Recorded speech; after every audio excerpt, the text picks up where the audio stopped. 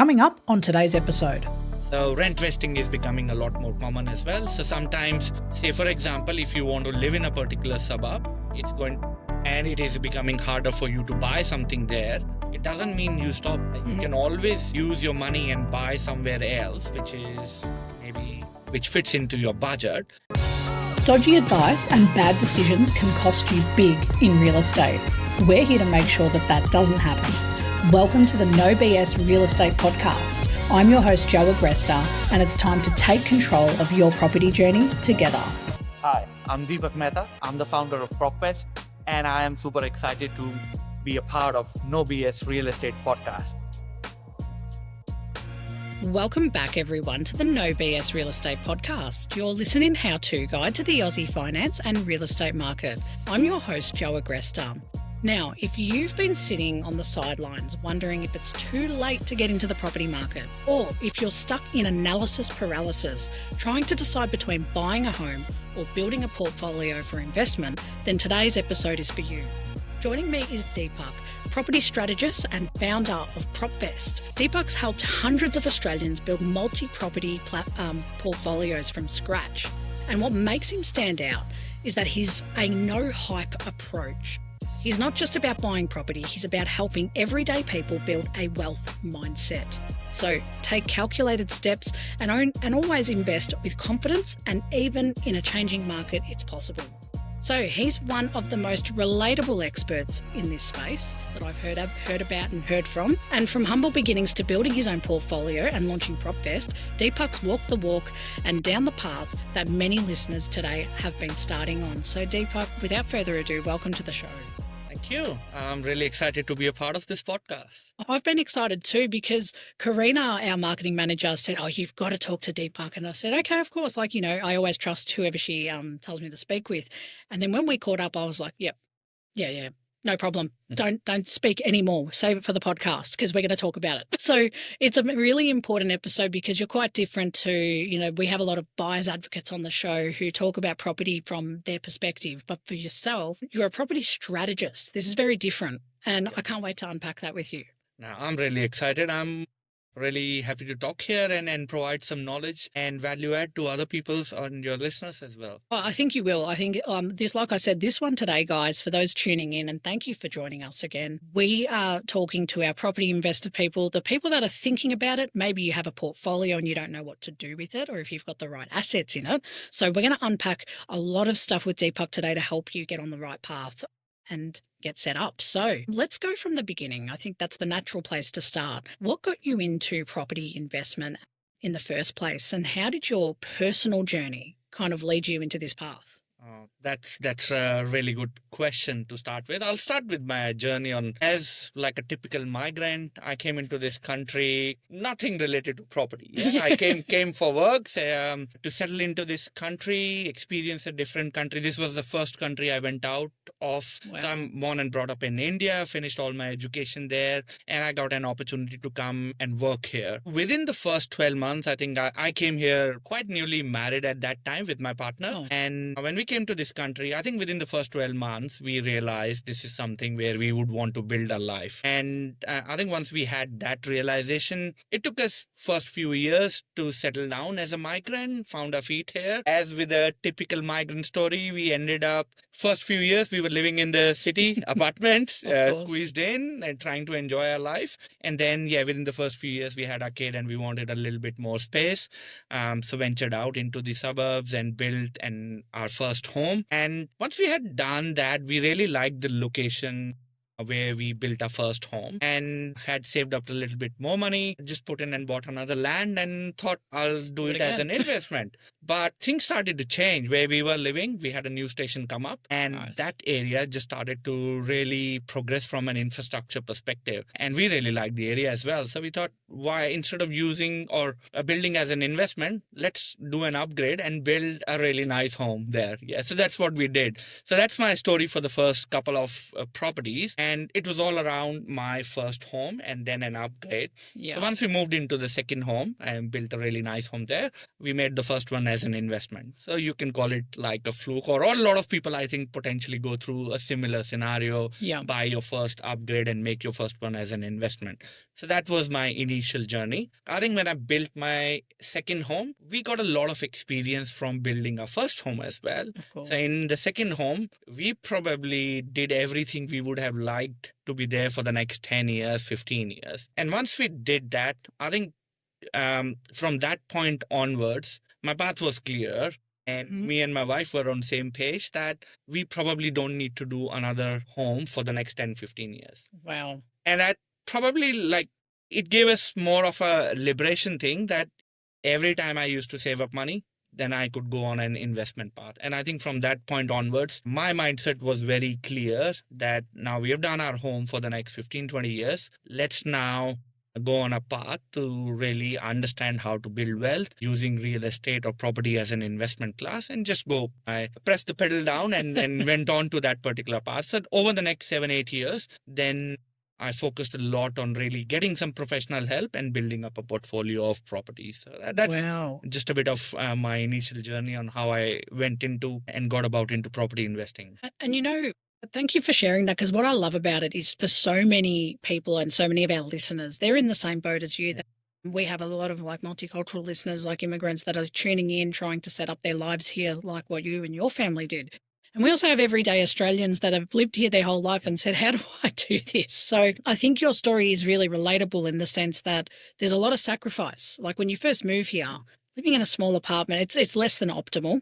And, you make do and you save and you make all those sacrifices to then eventually now you can have that home that you've been able to plan and say, well, this is how we want to live for the next 10 to 15 years. I guess like that very first property purchase you did, that would have felt amazing. Yep. After coming out of that apartment and doing a build of all things. Building I've built before, and my first build was a nightmare. We built in COVID, and I have so much sympathy to anyone who builds property now because it's a nightmare. But how did what were you feeling at that moment, like that day when you actually made that decision and you saw it come to life? So again, I'll tell you a bit of a story around that as well. So it had been, let's say, 3 or 4 years we were in this country, primarily living in and around CBD, 1 or 2 bedroom apartments at that point in time. And we didn't have a lot of friends here initially because I came here for work. So all my people who I had known were primarily work colleagues rather than college friends and all. We had a known person, so my wife, one of their previous connections were living here as well. We decided to go on a lunch to one of their homes. So they used to live in a suburb. That was probably the first time we had visited someone who was living in, let's say, a larger house, a standalone independent house in there. The day we went there, when we saw the house, we were just floored on that day. What are we doing at the moment? Why are we in a shoebox? We need to now start to think about moving on the other side of the town or trying to find a better or a bigger place. I think that was the day we decided. We could not sleep that night. Next day we decided, this is not happening. We need to build a nice or a bigger house for ourselves. That's where the journey essentially started. I've been quite lucky in terms of building houses. I've done multiple builds over the last 12 years. And I've luckily have had more positive experience. There are always niggling challenges here or there, but it does give you a lot more flexibility, especially for people building for their own. It gives you a lot of flexibility in terms of how you want to design, how you want to decor, and do a lot of other things around that particular part. So that's probably something that has stuck with me, and I've taken that and maybe scaled it up or multiplied it over time. When you don't have people already in your network when you move to a different country, it's so hard to see how someone else lives in the country. So you're only used to kind of what you know. So it's like, oh, well, we're in the CBD. This is just how everyone lives here. But then when you went to your friend's house, it was kind of like that.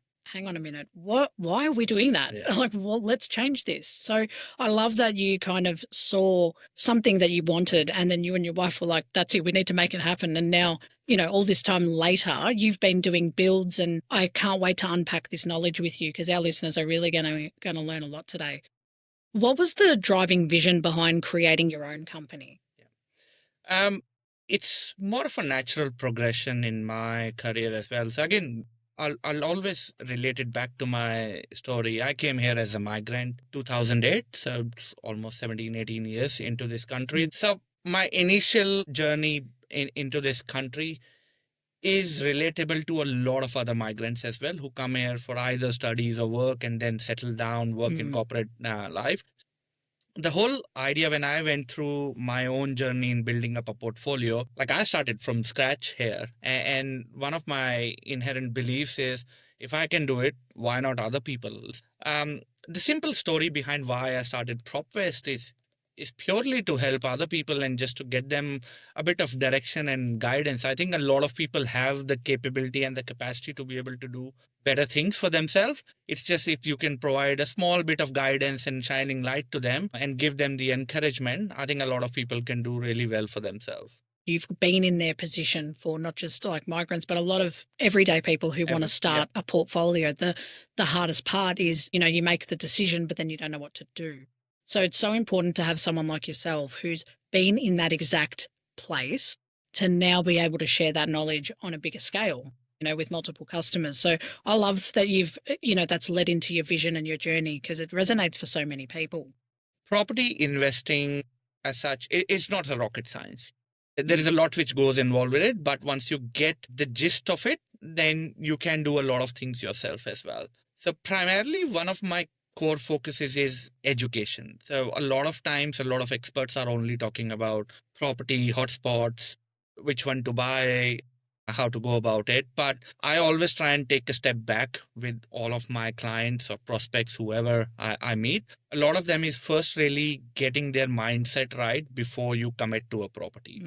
That is an extremely important step for me because if you don't have the right mindset to be able to do it, whether even if you get lucky and buy the right property, the journey is not going to last too long. So I focus a lot more on education upfront in terms of really clearing up their roadblocks or mindsets or whatever inhibitions they have in terms of investing in property.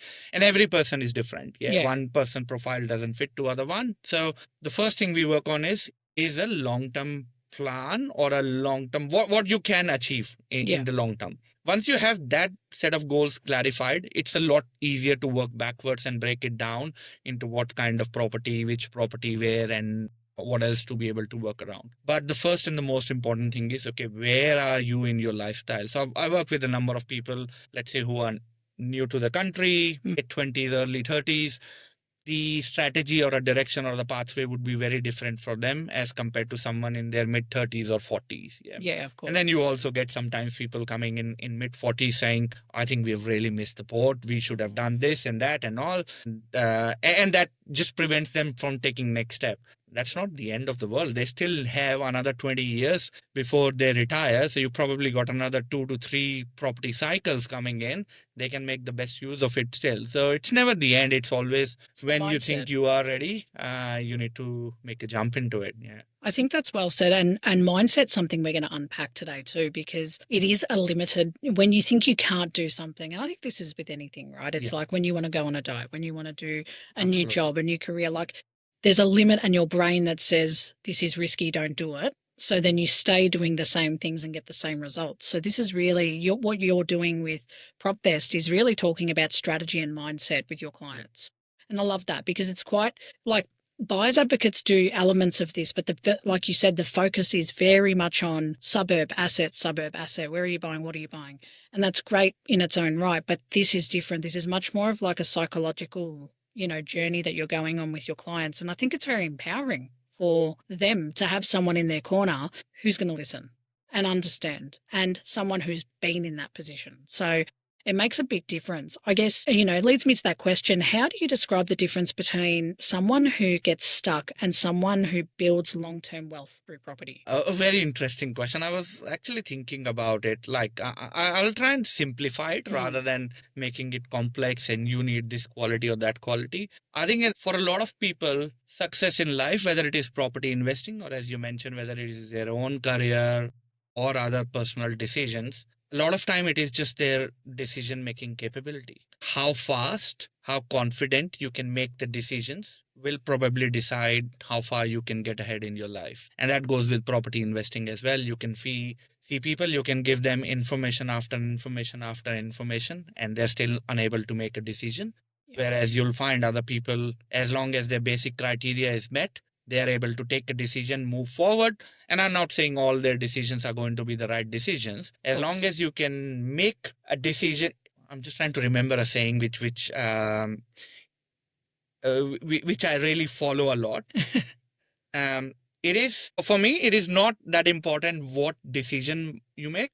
It is what is most important is you make a decision. So a lot of times you can learn from your decision and move fast and get ahead. So that's something I think I feel, and I've seen that in a lot of people who have built wealth or portfolios, is where people have consumed information and they are able to make a decision to move forward. As I said, yes, sometimes the decision may not be right. You learn from it, but you take an action and then again move forward from it. So that is very, very important mentality, whether it's your career or property or anything else. Or your ability to make faster decisions, still calculated, not riskier decisions. But that is a very important aspect for you to progress in your life. I couldn't agree more with that. Like I talk about this a lot in what I do, day in, day out with my business. And I did a webinar the other day, and part of that discussion for home buyers was, I'm like, the reason you're on the market for 6 to 9 months, like the nation average, I said, is not because you're not buying something or there's not enough stock or there's not enough availability. It's because you can't make a decision. And that decision makes you lapse pre-approval 3 times. It makes you sit on market. You look at 50 properties and then you still don't know what you want. And this is what someone like yourself could help, a lot of investors and buyers through, is those, how do you make that calculated decision? It's not just saying, okay, cool. If you're listening to this today and you're like, cool, I'm buying and I'm going to buy that shitbox in Brunswick. Like, no, that's not that's not what we're saying. It's not about making any decision. It's about making that choice that you've got someone who's helped you know, does it align with your goals, your values, your life, and what you want to do in the next 10 to 15, 10 to 30 years, and then make that choice. Coming back, like you gave an example of first home buyers specifically. Most of the first home buyers, the first property they buy, they usually live in there for 3 to 5 years and then they look for an upgrade. So it's not end of life again. So what is more important to you? Get an asset under your name, get the learning through the process of property buying, whether established or built or new or whatever. And once you move in, you get a lot more experience, what you really need as part of your family. So it's always an experience, the first one. The first property is never your last property. So you just need to get into the market and understand things. And next time when you take that decision, it's going to be a lot better for you. And one of the things that, I think people need to realize is that getting into the market, the reason why you want to is because there's equity in what you buy. So that makes your decision for that next upgrade. I think it was the same for you. My partner and I built, we don't have kids yet. But we know that in the next couple of years, that is a reality. So this first home probably won't suit us. We will definitely need to upgrade, but we've now had it for 3 years with enough equity to make that move and make that choice and go, we could upgrade pretty quickly and go to something bigger. These are the options that having an asset gives you versus not having an asset. Absolutely. And again, like when I look back at my own journey, I bought my first property when I was 32 years old. And there are reasons I was migrating to the country, took some time to settle down and all. I just always look back and think, if I started at 32, what if I had started at 22? Or what if I started at, let's say, 25, 26? The more years you add, it's just the time leverage that you are taking. And again, like when I sit with people and clients, I said, time is your biggest advantage. So the earlier you can get into it, the earlier you can start acquiring assets, the better you would be when you are in your late 30s or 40s or 50s. And a lot of times now, some of my clients have got kids who have grown up. They are into their late teens or early 20s, starting to work for last 2-3 years. We are already starting to look at how we can get them into the market and get them into their first real estate asset. You need to talk to our producer guy. I'm going to put him on the spot here. Oh, go on. But he's done really well. He's got a lot of, he's set himself up financially and doesn't want to part ways with investing in property. And he's 23 and he could have a very nice start. He won't do it. I've already started to give my kids a target. So my elder one is around 16 years. I've started to ask him to save a bit more. So as soon as he has the capacity to be able to borrow, go for it. Get an asset. Yeah, that's what I keep telling him. So I'm hoping today's discussion is going to convince him. I will. I need a one-on-one with him. It's like he needs the one-on-one. Yeah. He needs to see the dollar signs and the projections to go, oh, okay, so I put money here and I get this much back potentially. All right, I get it. Don't worry, we'll wear you down, guys. I think I want to talk about property in 2025 specifically because this year and the last couple of years has had a lot of interest rate rise. There's been a lot of scaremongering in the media about people in their 30s not being able to buy their first home, people not being able to invest, investors having too many properties and not enough for the renters. So I want to talk a little bit about, your approach to this. So we've seen interest rate hikes, like I said, rising costs of living, the affordability pressures especially. Is it still a good time to invest at the moment if you can, or have people missed the boat, in your opinion? You never miss the boat. As I said, I gave you an example previously as well. It's when the time is right for you. As long as you have the capacity and the capability financially to be able to buy something, that's your start. You should never live in, I never live in the past. I should have done this and that. It's always about future looking for me. What can I do rather than what I should have done? So I am never of the believer that I've always missed the boat.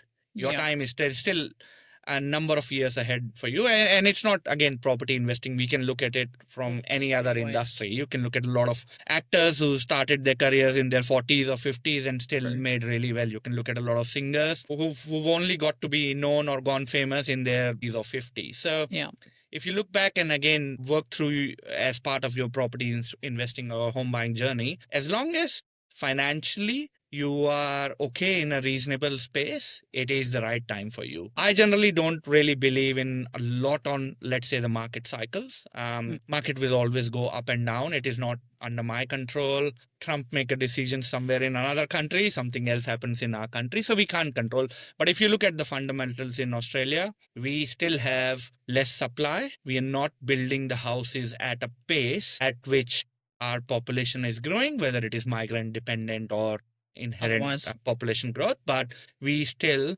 number of houses we develop in this country are not keeping up pace with the number of people increasing. So as long as that fundamental is there, it is very highly likely that property prices will continue to appreciate over a period of time. Again, a lot of people probably wait. I'll wait for the market to go down. If that was the case, most of the experts would have done something similar. So again, I don't believe probably really in depth around that particular part. My objective is always more longer term scenario. If I look at 30, 40, 50 years in Australia, over the last 40, 50 years, the prices have consistently grown over a period of time. You have had a number of recessions, GFC, other things that have happened in the past, but overall property prices have still kept on increasing. So if you're waiting for a doomsday scenario when everything goes down and then I'll buy, it is highly unlikely that will happen. So, and I think that whole thing of waiting,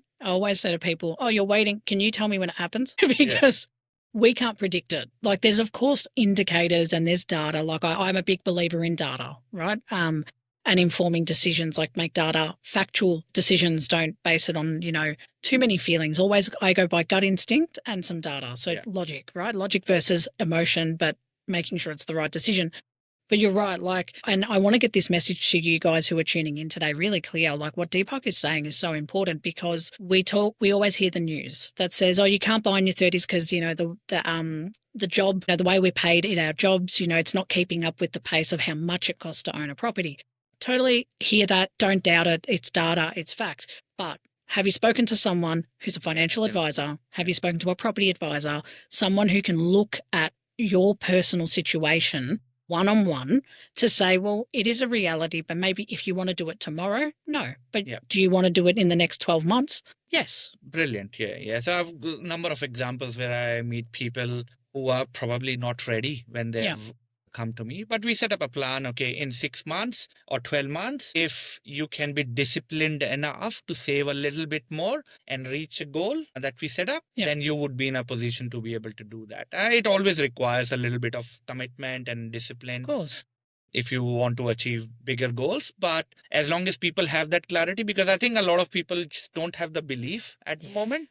And if there is someone they can reach out to or who can provide them a little bit of hope, a guiding light, and a plan to go with it, I think a lot of people can do a lot better for themselves. And I'll put it to you guys like this, like you're so right. We spend our money so quickly on subscription, on clothes, on events, on travel, adventures, so much stuff without even really thinking about it. It's an emotionally driven, quick decision. I'm going to, tell you like from a personal point, right? Just this last 2 weeks, I had a financial advisor on the show and I really enjoyed how he spoke about financial advice and how setting up for retirement is important and thinking about these things in your 30s. And I thought, I do so many interviews on this show where I'm telling you guys as the listeners to, go and take an action and make the phone call. I actually did the same thing because I know I'm in property and I understand things, but the reality is when you're doing it for yourself, it can be quite hard to know because your emotion comes into play. So I took the guidance I give you guys and I did the same thing and I've booked in with a financial advisor. And you know what? Having that conversation versus me spending for the next 2 weeks all that money on my subscriptions and on my outings that I love to do, I've now seen it's like, it's actually a no-brainer. It's not a fun thing to spend your money on, like as in it's not sexy to say, do I want to pay $2,000 here to go on a holiday or do I want to set up my life for this amount of money for the next 20 to 30 years so I can go on a holiday every year or every 6 months? And that decision was a mindset. So mindset, yeah. And coming back, I think if you just seclude or owner occupiers or first home buyers versus investors, yeah, there are a lot of incentives now available. The government has made it so easy. easy in terms of they don't need massive amount of deposit at the moment. They don't need to pay stamp duty and some of the other things. So if they're really disciplined and they really have the confidence or the aim to get in there, there is a lot of help available out in the market for owner occupiers or first home buyers. Yeah. Investor works differently. It's all about the numbers. But first home buyers, if they reach out and look into what help is available, they should be able to do it a lot earlier than they possibly can think. I love that. And it's true. And I guess one thing I wanted to ask is, what are some of the biggest myths that you're seeing in the market right now when it comes to property investing? Again, a lot of people probably run around hotspots. Which is the next best hotspot? Where should I invest, buy? And where is my property going to increase in value in the next 6 months, 12 months, or 2 years? Again, I have a little bit of a different mindset. I'm always for the long term. The hotspot you are seeing today may not be the hotspot in next 12 months. Yeah. What do you do about that? That probably works for people who have already done investing or built up a portfolio and now looking for short-term gains. Yeah. But if you're looking for more long-term portfolio building, a long-term sustainable portfolio building, then there are other factors that you should look at. There's always around infrastructure, what is happening with the overall area or the suburb and some of the other things. But I again bring it back to what is your goal in terms of when we are looking at property investing? Is my goal to get a short-term capital gain? Is my goal to have a sustainable portfolio where my rent is managing all my other expenses? Is my goal tax reduction? So based on that, then you identify what type of property or where the property would work for you. But you always have to take the step back rather than blindly just following, okay, I am just needing to go into the next big hotspot and buy something like that.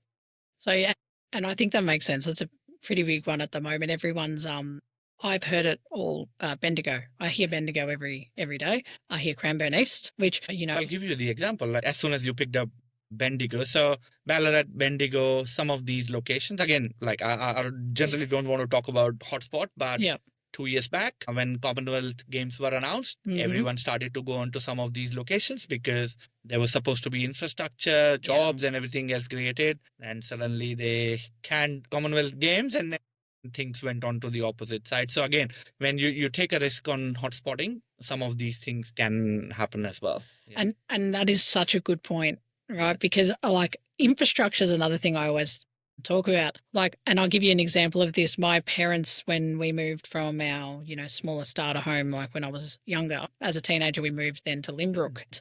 one of the things they said that would be great, because I was, 15, they said, oh, there's a train station, you can get the train to school, but it's not built yet. It's going to be done, by the time, the next year it'll be done. That train station opened, I think, maybe 10 years ago. And for anyone that knows, I'm in my mid-30s, so that's not a reality. I never got the train to school. So a lot of times, a lot of land is selling just on the hope of train station. I again go back to my own story when I bought my first one. So I live in a place called Williams Landing. Oh yeah, nice. I bought it when the government had allocated funding for the train station. I knew at that point in time, okay, the funding is allocated, so that means it is going to come up. Happen. And to be frank, when the station came up, in 2 years' time, the whole area changed. The price, it went nuts. The whole infrastructure started to get developed very quickly. So it works as well.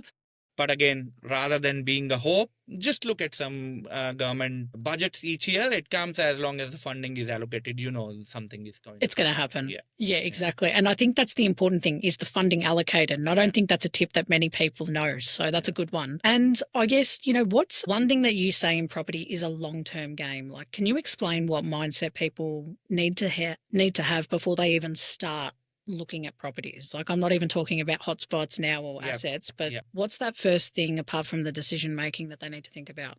So when we talk about property, there are a couple of things. When I talk to the clients, a number of them, I'll ask the question, how comfortable are you with debt? It's a very simple thing. A lot of people, when they come, I don't want to have any debt. I'm scared of debt. Yeah. So that's a very common thing you hear from people. I tell them at the start, if you want to invest in properties, if you want to make it as a mechanism to build wealth for yourself, you need to be getting comfortable with the idea of debt. You start to look at most wealthy people across the world. They are the ones who would have a number of these assets. They are very, very, very smart in terms of utilizing debt as a mechanism to be able to build their own wealth. So even for common man, people like us or anyone else who wants to invest in property, unless they get comfortable with using debt as a mechanism to be able to build their portfolio, they're not going to get the right results. So that's something first you have to really get people having the right mindset. Or if they don't have that mindset, then you give them the tools and some of the information to make that clear, because that is very, very important. If you start with a concept of, okay, no, I don't want to have any debt, then you're going to go small one at a time. If you want to build a little bit faster, you need to be able to find the best. So again, we use that term a lot, using other people's money rather than your own money. So you use bank's money to be able to acquire the asset. You use a tenant's money or rent to be able to service your mortgage. Then you get some tax refunds to be able to, again, hold on to that property. So you're using other people's money to build an asset base for yourself. I love that answer, to be honest, because debt is a scary term for a lot of people. We don't want any debt. I think everyone talks about, like, the Australian dream is to buy a property and don't touch it until you own it outright. Then you can do whatever you want. I think that's a very old way of thinking about wealth creation. Having our parents, like, you got to remember the reality, and I think we're all seeing it, but the parents or our grandparents, they're paying off mortgages that were 80,000 when they took them out, maybe. And that reality of them owning their home, because the wages were increasing a lot by the time they got they had these houses, that was easier for them. Whereas you're not necessarily going to pay off that mortgage and stay in that first home you got for the rest of your life. You might, if that's your plan, fantastic. Power to you. You got the right property, that's your plan. But for that wealth creation, getting comfortable with debt, 100%. It's cash in, and cash again, out. if I look back at my own story, I didn't come up with that mindset. I came up with the mindset that you're talking about. When I was growing up, this is what our parents taught us. Your goal in life is to buy a home and pay off the home. That's kind it. of half your life is settled with that. So, and again, I've got decent amount of education. So I've done engineering. I've also done masters in business administration. There was a lot of finance coaching out there, but everything was about corporate finance, how you manage balance sheets, how you manage profit and loss statements. No one ever taught us about personal finance. And that's still the whole education system around the world is missing things around personal finance. And as I said, even though I did my first couple of properties, it was more maybe emotional decision rather than financial decision, but I had to change my mindset over a period of time. And that's what I'm trying to help others do as part of PropVest is if I can give them that bit of inputs earlier in their life, they would be in a lot better position in like in 5, 10, 15, 20 years. Which is what it's all about. And time goes so fast too. So it's like if you're sitting there thinking, oh, 5, 10, but I want it now. It's like, you know what? It'll go so quick. Don't just set it up properly. And I guess for someone who's, in their 30s or 40s, right? And they're just starting out now. So they've just finally made that decision. What's the first action or step you'd recommend to get moving without fear? Just lay it out, just put your profile out in front in terms of your earnings and incomes and how much you can borrow. Just build up a plan and I think have a future looking outlook in terms of if someone can come in and help and look at their profile and tell them where they can reach in 10 years. Once they have that, like a lot of people I find do not have any goals, any targets. What do they want to do when they are 40 or 50 or 60? Life just takes over and they just continue to live the way life is revolving around. A lot of people earn good money, a good income, so life is comfortable and you continue to move along. But I find a lot of people do not have realistic or any targets or goals at all. So the first thing I would want them to do is just have a future looking outlook in terms of in 10 years, 20 years, what do you want to achieve? Once you have that written down, it's a lot easier to work backwards from there, how I can hit and go about achieving those targets. But if you don't even have any goals, it's just like random out, nothing in there. So that's,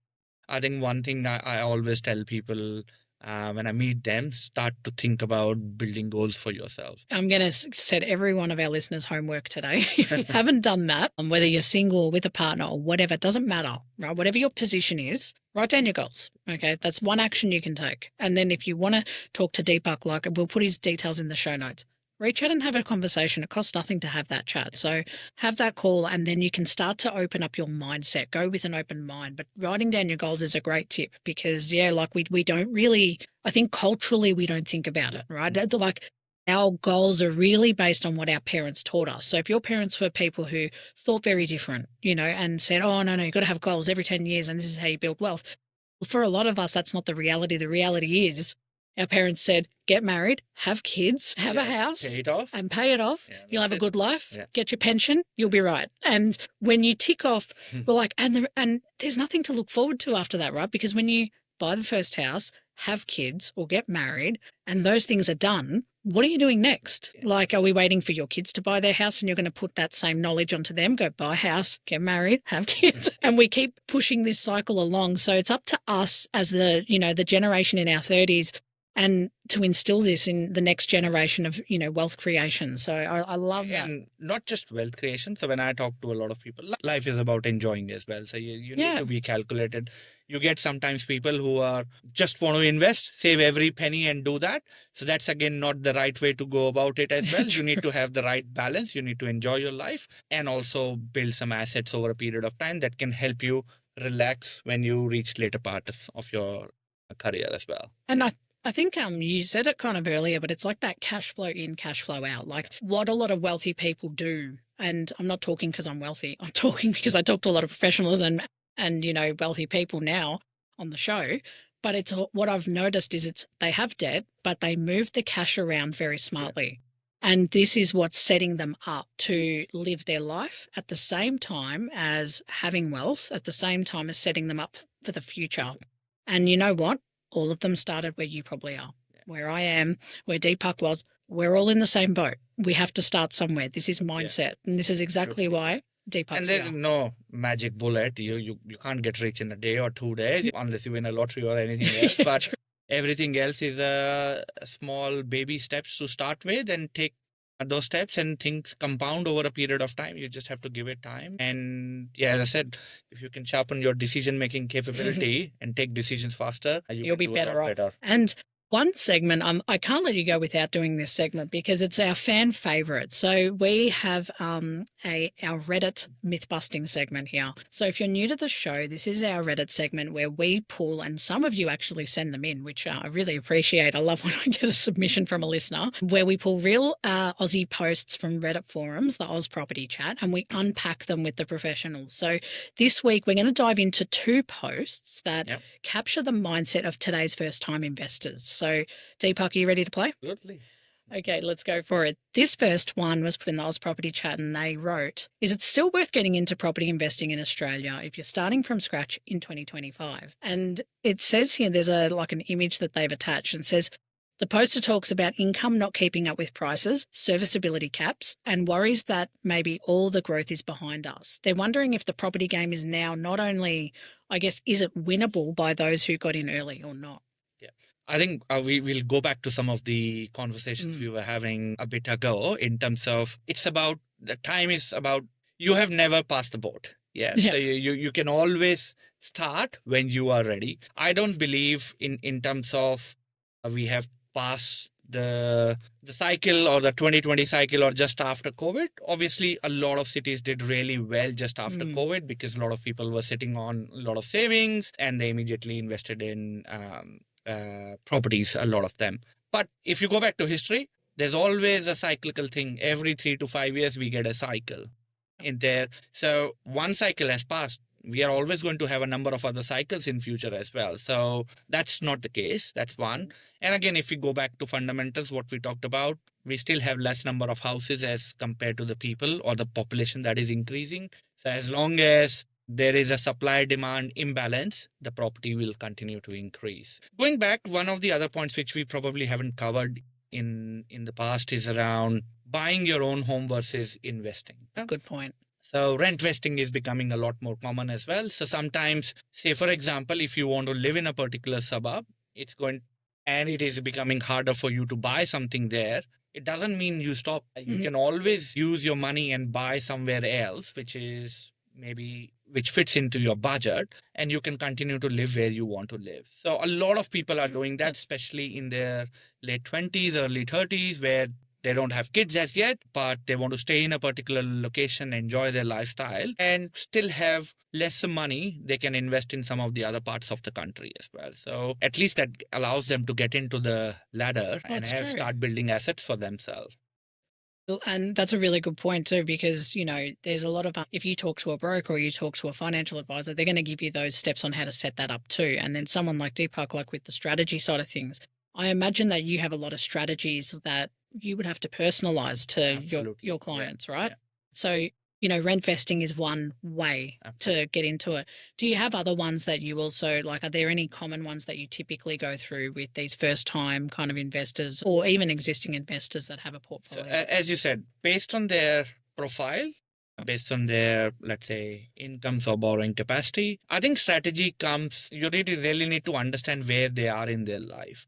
So a strategy for a couple in their early 30s without kids at this point in time would be very different to someone in, let's say, mid 30s with 1 or 2 kids. Yeah. How do they go about it? And again, I have a number of clients who are setting or who are just about to, let's say, start a family. The strategy works very different for them. So I know there's a phase which is coming where one of the partners may not be working for about 12 months and we are going to have that cash flow consideration at that point in time. So we work around the strategy around that part. So we know we need to factor in a year of cash flow, which is going to be different. Whereas some of the other cases where they already have had, let's say, a couple of kids who are going to school, they're sorted with their own home.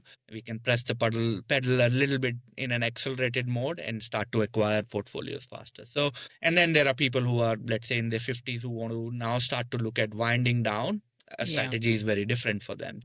But I love that. It's like unlimited, it's there's so many ways, and that's the beauty of what you do as a strategist is you're strategizing for that brief that you have. Absolutely. So finance is just one part of it. Their lifestyle and their goals have to marry and match up with that to be able to have the right strategy.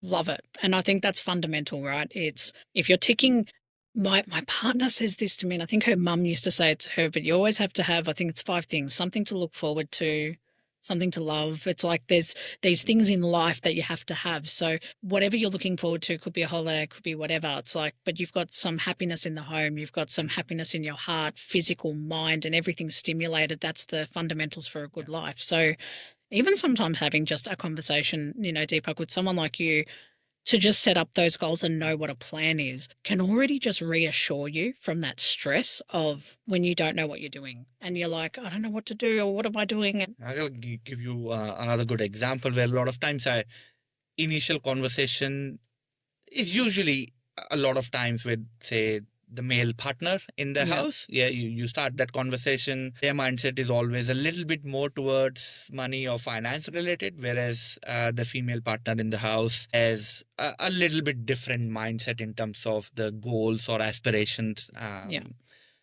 She has. A lot of times I always try and have, when we are forming the strategy, we need to have both partners on same page, because you can form all the strategy and give everything to them, but when it comes to decision making, then the decision doesn't happen because both of them were not on the same page. So you need to really understand everyone in the house have a common goal that they can achieve, rather than one person wanting to reach there, the other person has totally different aspirations when it comes to when we talk about house or investment. And do you ever find in your conversations that, you'll sit down, like you'll either ask them separately or maybe they talk separately, and then you look at their briefs and you go, wow. It is very different, especially people who haven't done their first home, whereas one partner might be really keen towards just, I'm focused on making money. I'm okay with rent vesting or whatever. Whereas the other partner, "No, I need a home of mine. I can't be moving every 1 year, getting a vacate notice. I'm just tired of moving houses. I need a place." And as simple as, well, I want to have my own wall hanging. So it's like, I can't do it. It's the small things. The small things like that. So a lot of those things do matter. So you need to have, like, as part of the family, all people need to be on the same page before, because property is one of the biggest purchases of everyone's life. It's a big commitment. Understand? And it's not something that liquid that tomorrow you change your mind and you just sell it and move on. There are huge costs involved. So you need to take calculated decisions and the right decisions. And how do you help, when you've got those situations where, whether it's a couple, and I'm using couples because this is the most common one. Right? When you're alone buying, it's your goals, right? But when you've got a couple, like, how do you bring them together to a common goal? I think it's very easy. I go back to my corporate life. Whenever there was a challenge, I used to have good mentors and coaches in my corporate professional careers. Like if I had to move to the next stage or look at career growth, or if there is a common challenge I'm facing, I used to work with my mentor and coaches or my boss itself. But so there was an art of coaching in there. So the way coaches work is they would help you unpack the answer to a problem yourself. So they'll ask the right set of questions. And that's what probably I take the mentality and do it in what I'm doing in PropVest. Is just you probe and ask those questions and let them answer or come to a solution to their problem themselves. Because once you let them do it, then the decision making is a lot more easier. And that's what you need to do. Just probe and ask the right set of questions. They'll be able to find a solution to the problem they came up with as well. Property psychologist again. Maybe you need to rebrand. But I love it. Like, that's a really positive way to do it, because you're not the one that's saying, no, guys, here's the plan. Do. And if that's what you think you're going to get, you're not. And sometimes that outside perspective of someone just asking those right questions or open discussions, you open up a conversation that you didn't even know you were going to have and you didn't think about having, or you don't know how to facilitate it. When it's your partner, it's so easy to just talk how you want to talk, you're comfortable, but then having those harder discussions and taking the initiative to have those discussions, it can be challenging. So having someone that just sits you down and says, I've seen your goals, they're very different, so let's unpack and get to a common goal.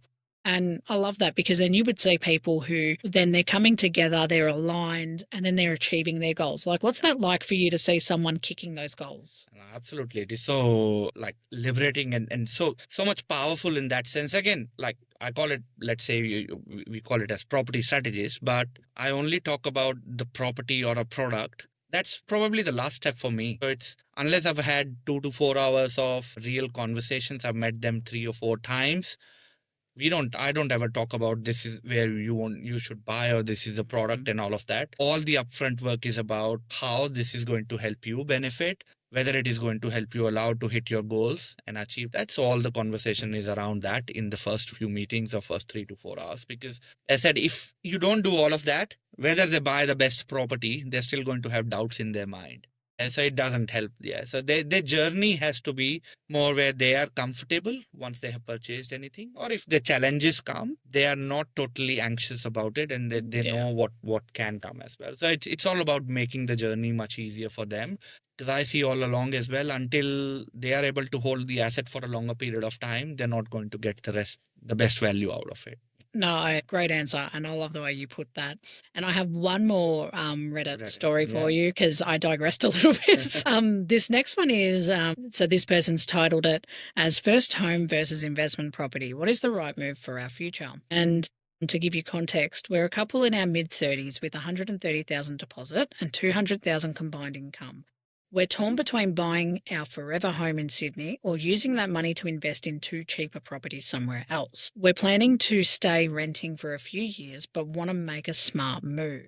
So this is a couple, I think, we already know that mindset and discussion is going to be there. You kind of answered that. But for someone in this exact position, right, if this was a couple that came to you, good income, decent deposit, what are the key factors to consider when deciding between first home or investment? I think we touched a little bit on that, rent vesting versus buying your own home. So finance-wise, they're probably okay to be able to do it. So I think we need to unpack a little bit more around what are their goals for the next couple of years. Like, do they want to, are they more lifestyle people? Like, again, I'll give an example. I got recently met a couple.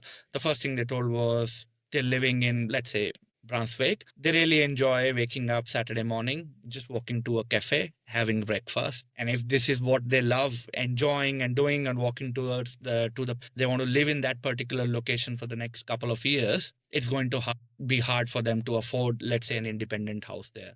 So they need to answer that question for themselves. If they are really hellbound on buying in that particular location, are they okay to downsize and keep it living in an apartment or buy something which comes into their budget? But if that's not the consideration, they're okay to, let's say, rent for next couple of years and they want to make the best use of the money they have available, it might be best using to invest somewhere else. I think that was a perfect example how you put it of the lifestyle, right? It's like it is a lifestyle question, because imagine that, you're wanting to live, of course, where you currently live. Let's say you're renting there, but you want to own an asset and you've got certain habits that you've built. It would be really hard that if your budget didn't allow you to buy there, that you feel the only way you can get into the market is one, to wait and keep saving, to buy in an area that if you to take that choice, the market's moving. Yeah, so it's like you miss the boat and you stretch and you stretch. The decision should be that there might be a different strategy that you adopt and you can still maintain that lifestyle. If you really love Brunswick in this example,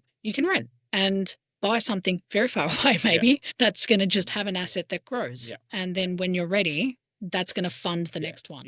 You can either use the equity from there or exit that one and get back. So again, these two choices are right. Rather than waiting and saving to see you can save enough to be able to buy in the same location, it's always better to have whatever you have, invest somewhere else, and then when you're ready, use the other asset to be able to buy it. And you never know, things change as you grow. Like I think late 20s, living in Brunswick sounds so fun. I'm now in the suburbs and I'm like, listen, city is not for me. So again, the concept, I think one of the other things I picked up from there is, for me, when you're young, you should get away from the concept of having a forever home. It doesn't work. There's nothing, your lifestyle changes unless you are in your 50s. Forever home is something I don't feel is the right term to be able to use for people in their 20s or 30s or even 40s. I think your lifestyle changes as you progress in your career and as you progress in your family, and your needs change as well. So what you get in your 20s is going to be unlikely your need when you are in your 30s. So concept of forever home is a bit different now.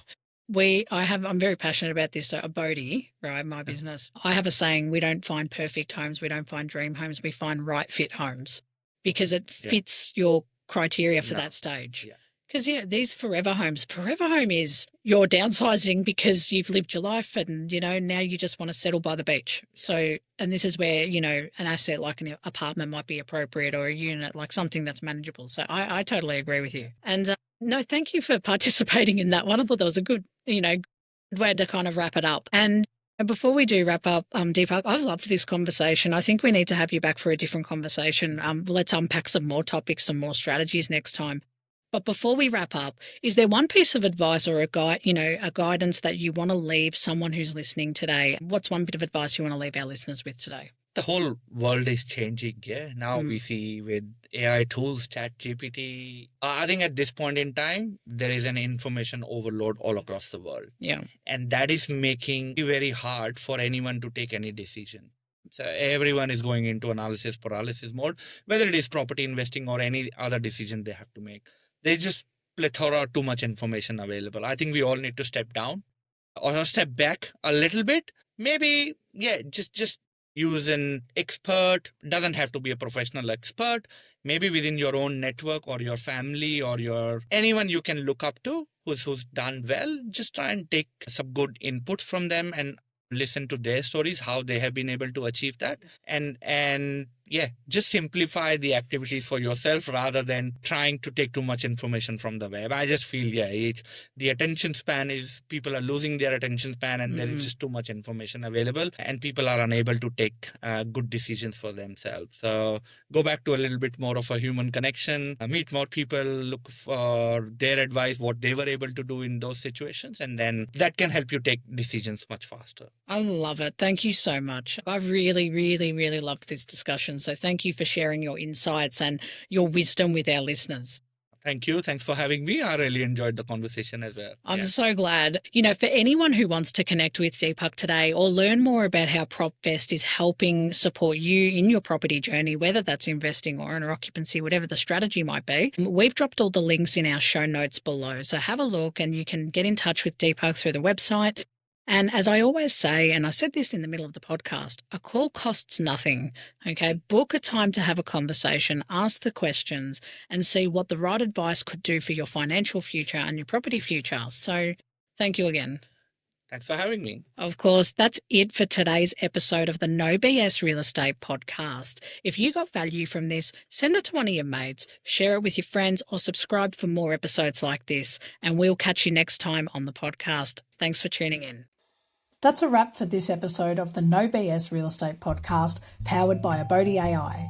If you found this conversation helpful, don't forget to subscribe, leave a review, and share this episode with someone who might need it. If you're looking for more guidance on your home buying journey, you can visit www.abodey.com.au for expert advice, property insights, and the tools you need to find the right home with confidence. If you're already on your journey, you can also download our app. Just search Abodey AI on the App Store or Google Play. Have any questions or want to connect, you can follow us on Instagram at abodey.com.au or send us a message. We'd love to hear from you. Thanks for tuning in and we'll catch you in the next episode.